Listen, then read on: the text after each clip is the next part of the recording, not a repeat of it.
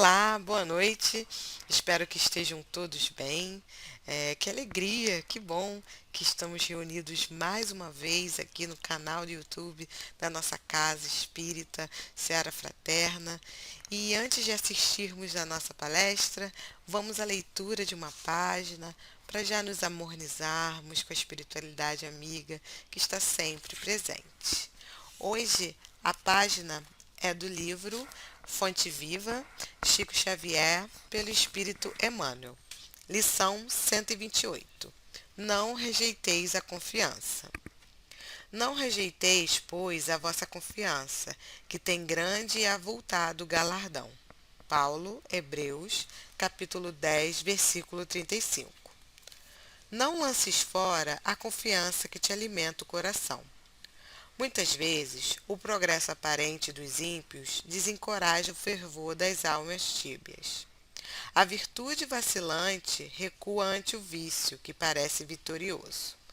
Confrange-se o crente frágil perante o malfeitor que se destaca, aureolado de louros. Todavia, se aceitamos Jesus por nosso Mestre Divino, é preciso receber o mundo por nosso educandário. E a escola nos revela que a romagem carnal é simples estágio do espírito no campo imenso da vida. Todos os séculos tiveram soberanos dominadores. Muitos se erigiram com pedestais de ouro e poder, ao preço do sangue e das lágrimas dos seus contemporâneos. Muitos ganharam batalhas de ódio. Outros monopolizaram o pão. Alguns comandaram a vida política. Outros adquiriram o temor popular. Entretanto, passaram todos. Por prêmio terrestre, as laboriosas empresas a que se consagraram receberam apenas o sepulcro faustoso que sobressai na casa fria da morte. Não rejeitei a fé, porque a passagem educativa pela terra te impõe a visão aflitivos quadros nos jogos das convenções humanas. Lembra-te da imortalidade, nossa divina herança. Por onde fores, conduze tua alma como fonte preciosa de compreensão e serviço. Onde estiveres, seja generoso, otimista e diligente no bem. A carne é apenas tua veste. Luta e aprimora-te. Trabalha e realiza com Cristo. E aguarda confiante o futuro, na certeza de que a vida de hoje te espera sempre justiceira amanhã. E após a leitura dessa página tão edificante, que nos convoca e nos relembra a confiança que temos que ter no nosso Mestre amado Jesus, a confiança em que aprendemos através dessa doutrina tão consoladora que nos ensina e nos fortalece no dia a dia. Pedimos ao Mestre querido e amado que tenhamos mais uma palestra com grandes ensinamentos e que possamos aplicá-las sempre no nosso dia a dia, nos nossos lares, nos nossos trabalhos, com os nossos amigos, amores, familiares e também com os menos amigos. Mestre Jesus, que o Senhor encontre morada em nossos corações, porque é muito bom estar na sua presença. Assim seja. E agora vamos assistir a palestra dessa noite, que o tema é Amar, Não Sofrer, com a nossa querida amiga Milena Cóssio. É com você, Milena, bem-vinda. Muito boa noite, meus irmãos, minhas irmãs, amigos e amigas de todo o coração. É com muita alegria que nós estamos aqui hoje, juntinhos no Seara Fraterna, graças ao convite da casa e desfrutando dessa possibilidade de nos encontrarmos aqui nesse ponto, que é um ponto online, mas que, ainda que seja um ponto de encontro online, ele não deixa de ser um ponto de encontro amparado pela espiritualidade superior. Que nessa noite de segunda-feira nós possamos nos manter unidos, conectados em coração, em pensamento. Há uma grande necessidade, principalmente nos dias atuais, de que nos mantenhamos em sintonia com a espiritualidade superior, em prece, em oração, é momento de vigilância, porque nós estamos em momento de testemunho dos conhecimentos adquiridos até então. Nós passamos pelo ano de 2020, o ano que ficou marcado pela pandemia. Estamos iniciando 2021 ainda vivendo os efeitos da pandemia, na espera da tão sonhada vacina. E é sempre essa reflexão que eu tenho trazido em todos os encontros, que muito mais do que esperarmos pela vacina, que nós estejamos conscientes da necessidade da nossa transformação, de não voltarmos para a nossa vida de antes. A pandemia nos ensinou muito, a pandemia nos falou de solidariedade, nos falou de compreensão, nos falou de perseverança, de fé. Fé que não estamos sozinhos, que Jesus, nosso mestre e amigo, nos ampara e que nós temos a misericórdia de Deus, nosso Pai. No passado, na época do Cristo, os judeus possuíam o seguinte ritual. A gente não vai entrar nos detalhes do ritual, nem do momento em que ele era feito, mas nós vamos apenas relembrar, para que nós possamos entender de que forma nós devemos nos colocar conectados no momento atual. Então, no passado, na época de Jesus, os judeus possuíam o ritual de sacrificarem um cordeiro e pegarem parte do sangue desse cordeiro e manchar as portas das suas casas. Num sinal, como se estivessem lançando um sinal para Deus de que ali, naquela casa, todos estavam em sintonia com o Criador. Todos seguiam os preceitos judaicos. Isso era o ritual do judaísmo naquela época. O povo fazia isso. O povo que se tornou judeu e que anteriormente era hebreu. Por que se fazia isso?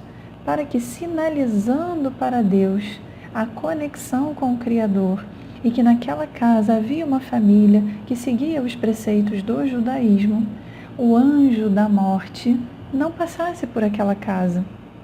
Há todo o entendimento que não propriamente o material. Não estamos falando propriamente somente da morte física, mas nós estamos falando muito além. Era um sinal de que aquela família possuía uma conexão com a lei divina naquele momento, sendo seguida dentro do judaísmo. Hoje, como espíritas que somos, como cristãos que somos, quando é que nós sinalizamos para a espiritualidade que nós estamos em sintonia e que nós queremos captar as informações conforme está no prefácio do livro do Evangelho segundo o Espiritismo, os Espíritos do Senhor, que como estrelas cadentes caem sobre as nossas cabeças. Como é que nós sinalizamos para a espiritualidade que nós queremos seguir os ensinos, que nós queremos a conexão com a espiritualidade superior para termos as melhores inspirações na nossa vida? Toda vez que nós nos colocamos aqui, nesse ponto de encontro, nesse ponto onde nós fazemos oração, onde nós elevamos os nossos pensamentos a Deus e fazemos profundas reflexões a respeito da lei divina. Então, toda vez que a gente pega o nosso celular, ou que a gente conecta a nossa televisão, ou que conectamos o nosso computador, nós emitimos para a espiritualidade que naquele momento em que nós nos colocamos à disposição para uma reunião pública, para uma palestra, para um estudo, para um encontro da nossa casa espírita, seja nos aplicativos que forem, seja nas plataformas que forem, nós estamos sinalizando o nosso desejo do aprendizado das verdades espirituais. E aí, meus irmãos, tenham a certeza que a espiritualidade vem ao nosso encontro, de que ela vem ter conosco para nos auxiliar na leitura de um livro, nas reflexões que faremos durante a palestra pública, durante a reunião, como nós estamos aqui hoje. Nós estamos juntinhos. Não pensem que pelo fato de nós não estarmos no salão do Seara Fraterna, e eu vou confessar, também estou com saudade do salão do Seara Fraterno, do encontro, dos abraços.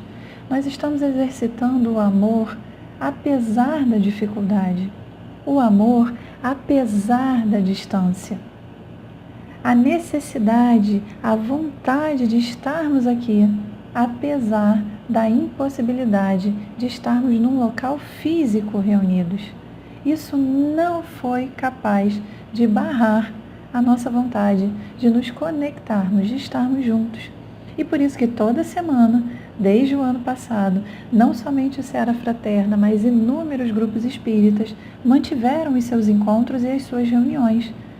Eu não sei se vocês já fizeram o cálculo, mas nós estamos pertinho de completarmos um ano, ao menos aqui no Rio de Janeiro, de que nós fomos impossibilitados de abrir as nossas portas para o atendimento público. No dia 16 de março, nós recebemos a orientação de que não poderíamos estar mais juntos, mas isso não foi capaz de nos impedir a ponto de encerrarmos totalmente as nossas atividades. Nunca foi tão necessário o encontro virtual. E muitos de nós superamos todos os limites, todas as nossas dificuldades em lidarmos com a informática, com os eletrônicos, e estamos aqui. Então, de uma certa forma, nos sacrificamos de alguma maneira, não mais sacrificamos o cordeiro, o bichinho, o animalzinho, sacrificamos o nosso tempo para aprendermos sobre esse ambiente, sobre esse meio, e que tende a não desaparecer.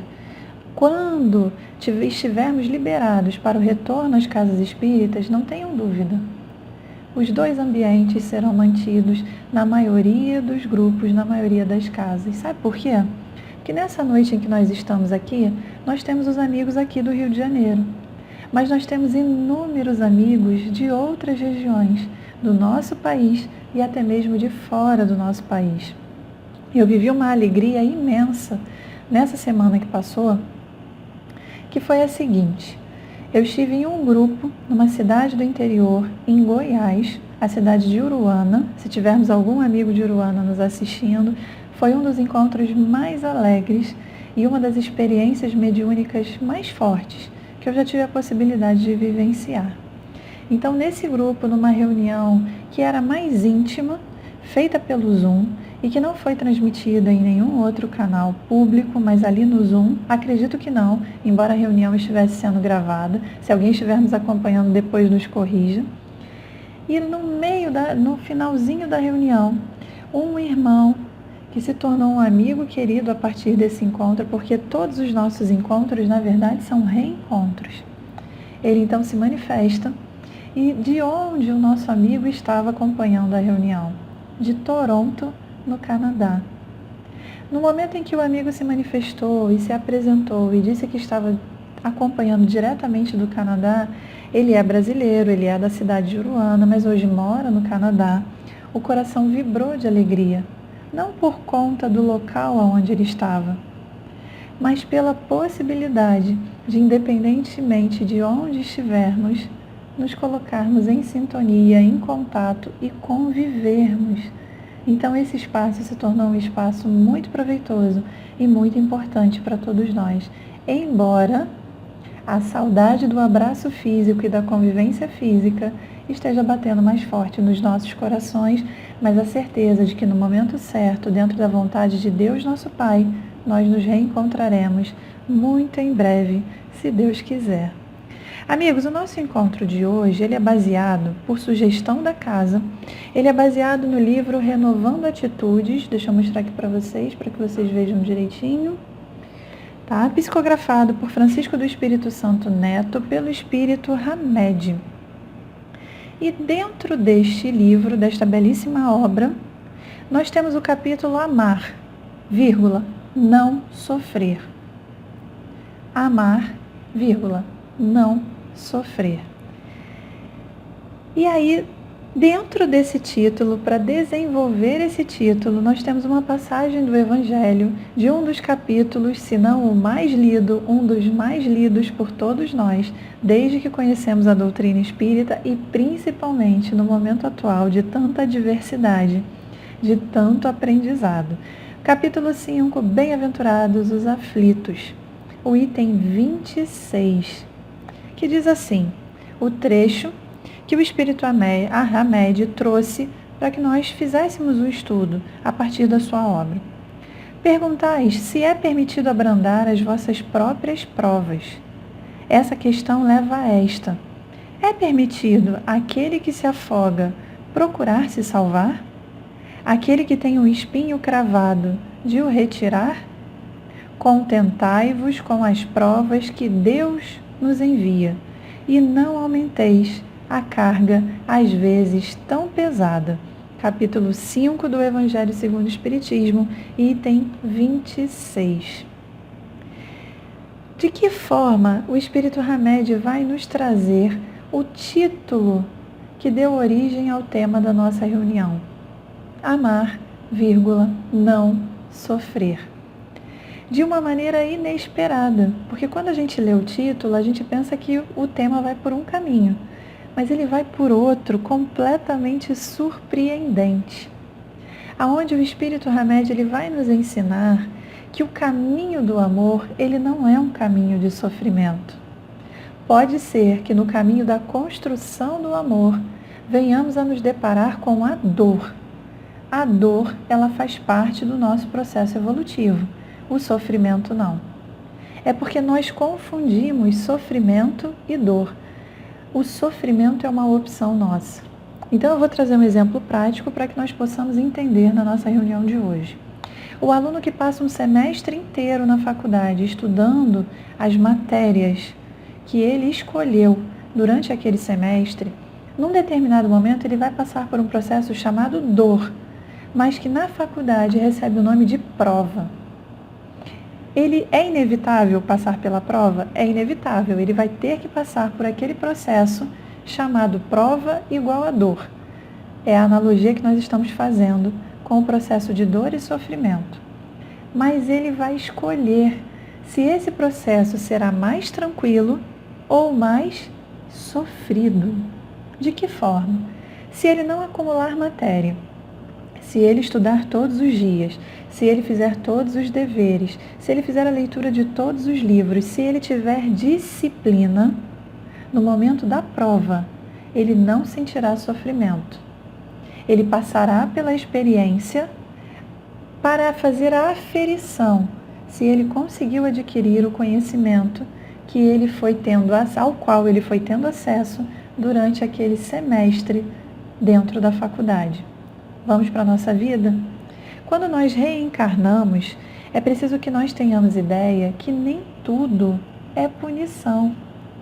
Na verdade, a gente vai tirar a palavra punição, porque nada dentro da lei divina é baseado em punição. Aliás, o Espírito Hamed ele vai dizer isso na sua obra. Nós nos fixamos na lei de Talião, que é a lei tal qual.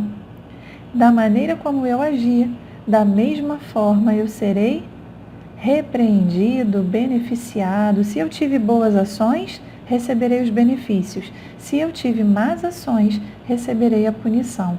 Essa era a lei à época de Moisés.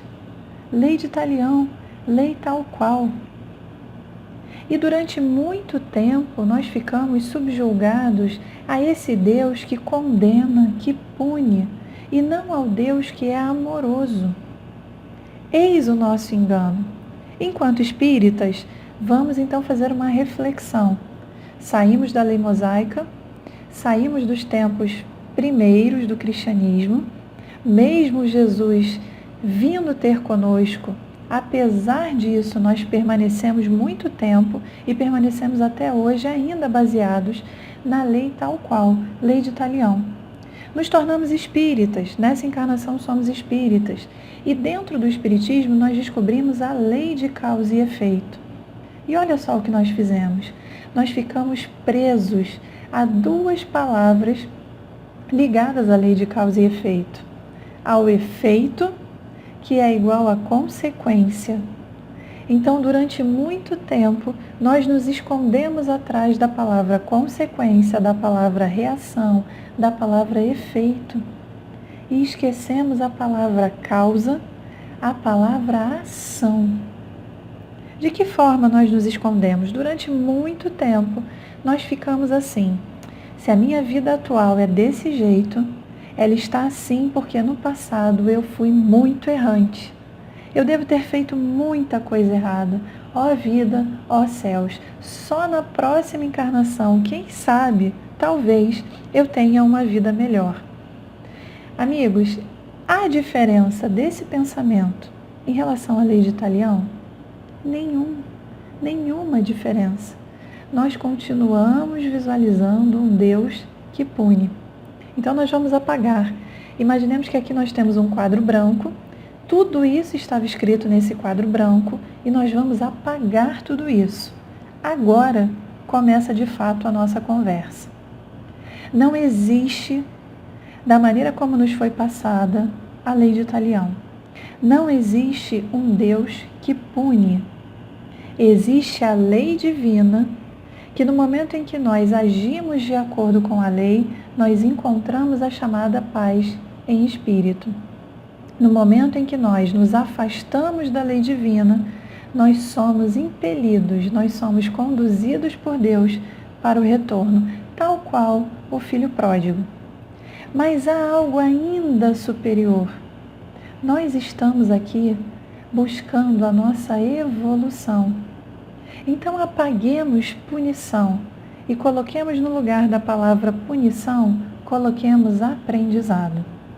Porque tudo aquilo que no passado eu não aprendi e por isso eu errei, na vida atual, Deus, ao invés de punir, pelas mãos da sua misericórdia, Ele nos concede uma nova oportunidade de aprendermos, de tentarmos aprender. Nem tudo que nos acontece é fruto de erro do passado, mas é um processo natural do nosso aprender, do nosso crescer.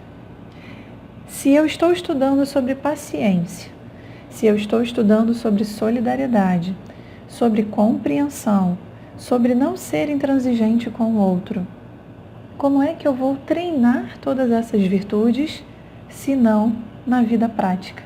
Então eu queria dar um aviso para vocês, exatamente nessa segunda-feira à noite, início de semana, mas eu não quero que vocês desanimem, muito pelo contrário.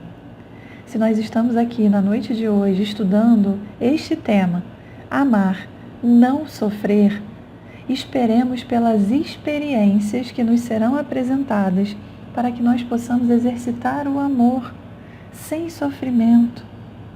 E a primeira oportunidade, adivinha, quando nós desligarmos o vídeo, encerrarmos a reunião, nós vamos encontrar novamente a nossa família.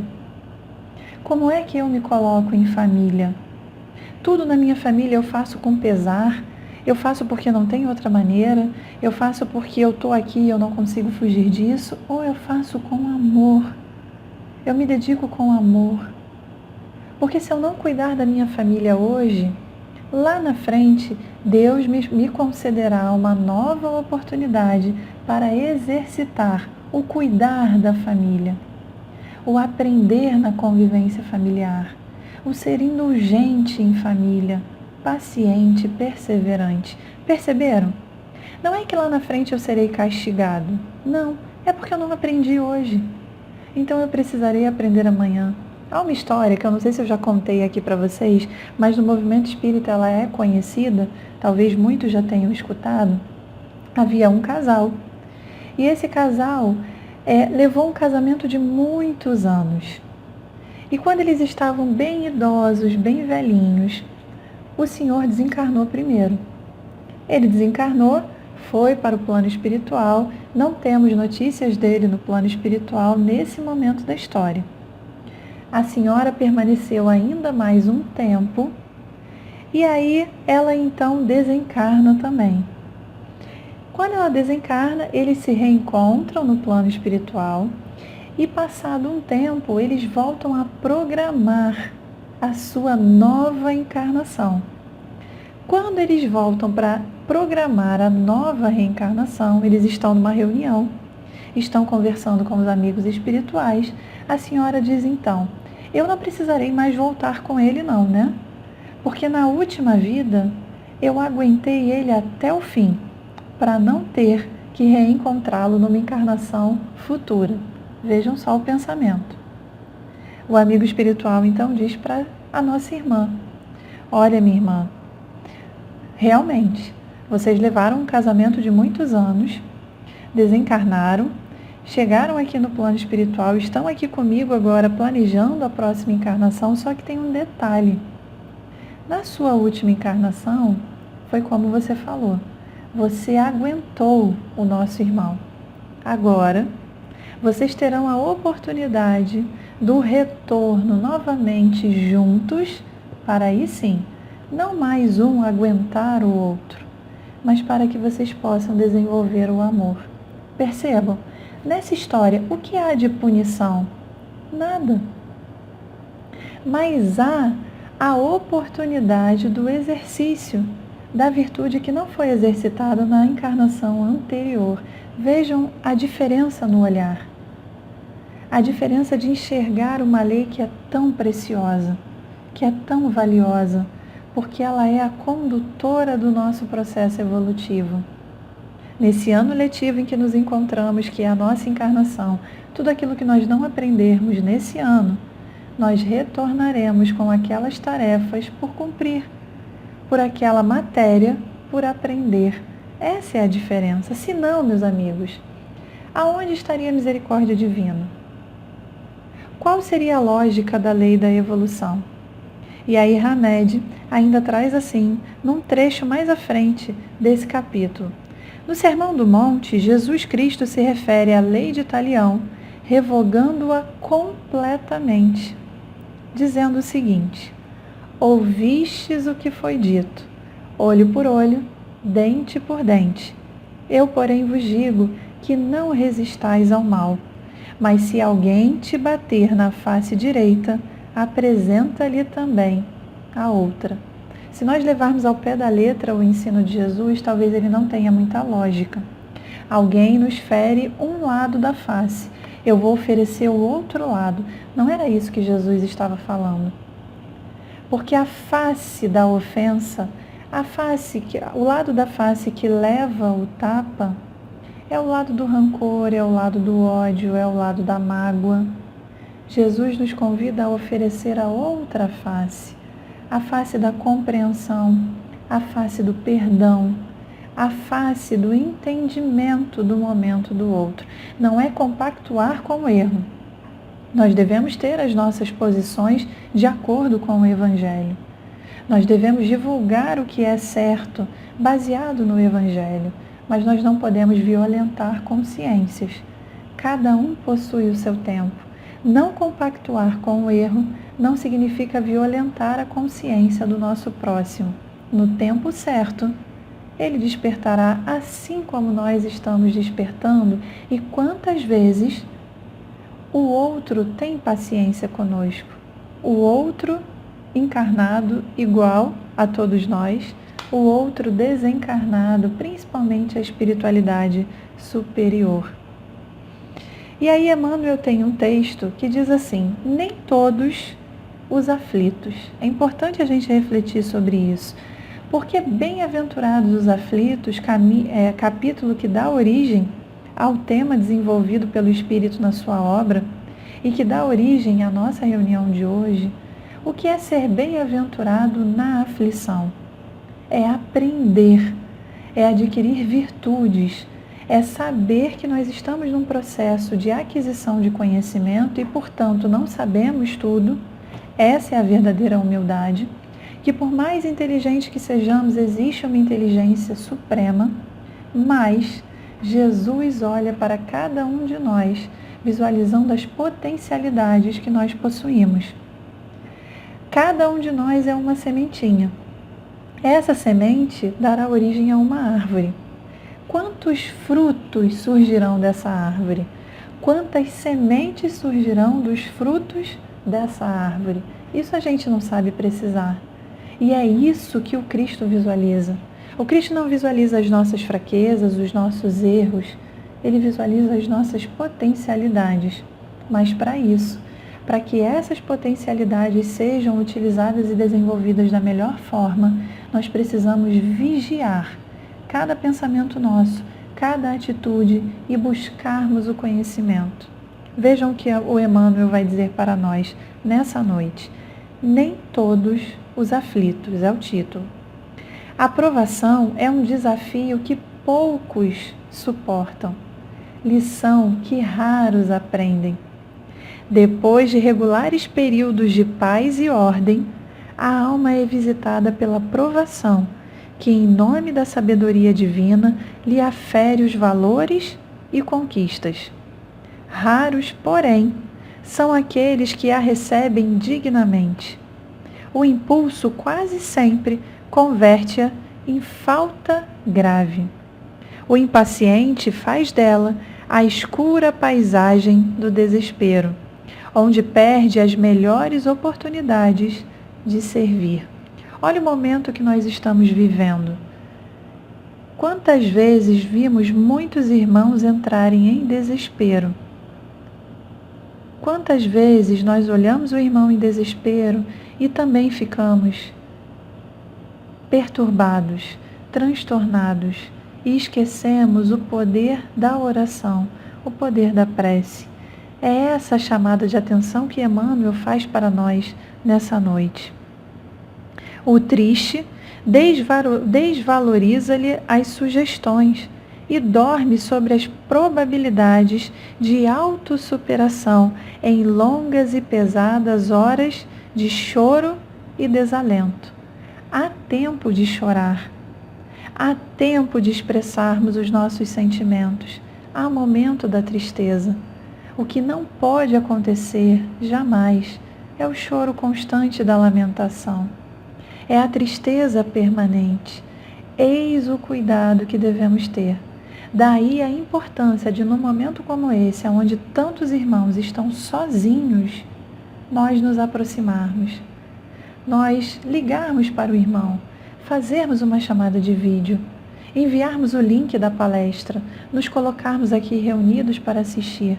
O poder da reunião online é semelhante, é igual ao poder da reunião presencial.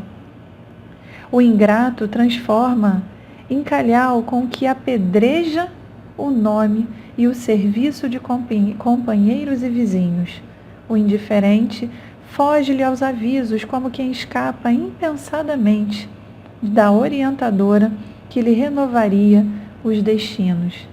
O leviano esquece-lhe os ensinamentos e perde o ensejo de elevar-se por sua influência a planos mais altos. O espírito prudente, entretanto, recebe a provação, qual o oleiro que encontra no fogo o único recurso para imprimir solidez e beleza ao vaso que o gênio idealiza. Se a tempestade purifica a atmosfera e se o fel por vezes é o exclusivo medicamento de cura, a provação é a porta de acesso ao engrandecimento espiritual. Só aqueles que a recebem por esmeril renovador conseguem extrair-lhe as preciosidades. É por isso que nem todos os aflitos podem ser bem-aventurados, de vez que somente aproveitando a dor para a materialização consistente de nossos ideais e de nossos sonhos, é que se nos fará possível encontrar a alegria triunfante do aprimoramento em nós mesmos, a que somos todos chamados pela vida comum nas lutas de cada dia. Amigos, tenhamos bom ânimo, saibamos agradecer, por mais difíceis que estejam os momentos. Nós sabemos que inúmeros irmãos se despediram da matéria. Inúmeros irmãos que nos acompanham nessa noite tiveram afetos do seu coração deixando o plano físico. Sabemos os efeitos materiais da pandemia, sabemos os efeitos espirituais, morais, emocionais do distanciamento físico. Mas sabemos também, amigos, que Jesus segue no leme da embarcação chamada Planeta Terra, na qual estamos processando a nossa evolução. Confiemos no Cristo, continuemos a caminhada, dando o nosso melhor. É momento do nosso testemunho, é momento de colocarmos em prática verdadeiramente tudo aquilo que vínhamos aprendendo até então. Somos espíritos imortais, eternamente amados por Deus, fomos criados pelo Pai. Na nossa família, nós temos como irmão Jesus, nosso Mestre, como Pai, Deus, inteligência suprema. Não há o que temer, mas muito no que confiarmos.